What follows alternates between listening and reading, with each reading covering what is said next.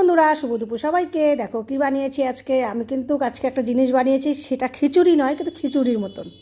তা যাই হোক, আগে দেখিয়ে নিই। দেখো, মটর আলু পনির দিয়ে আলুর দম বানিয়েছি। আর এই দেখো, এটা খিচুড়ি নয়, এটা হচ্ছে ডালিয়া খিচুড়ি।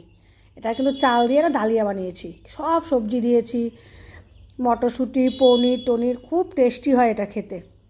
কারণ আজকে তো সোমবার, আজকে তো ভাত খাবো না আমরা অনেকেই, তার জন্য ডালিয়া খিচুড়ি একবারে অনেকটা বানিয়েছি।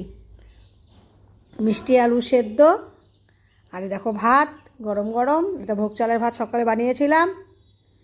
আজকে এই দুটো আইটেমই হয়েছে। কালকে পিকনিক টিকনিক খেয়েছি। দেখো ডালিয়াটা বেরো ফেলছি সবার। কালকে পিকনিক টিকনিক হয়েছে, অনেক খাওয়া দাওয়া হয়েছে, তাই আজকে একদম শর্টকাট। আজকে ইচ্ছাও নেই আর করার কিছু। দেখো ডালিয়া খিচুড়িটা বেড়ে ফেলছি। আমি তার সঙ্গে একটু বাদাম ভাজাও করেছি। ডালিয়া খিচুড়ির সঙ্গে বাদাম ভাজা খেতে কিন্তু দারুণ লাগে।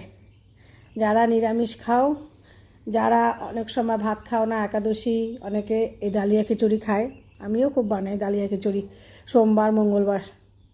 আর দেখো পনিরের ঝোলও বানিয়েছি, একদম সুন্দর করে আলু মটর, ছোটো আলু মটরশুঁটি দিয়ে পনির দিয়ে একটা ঝোল বানিয়েছি।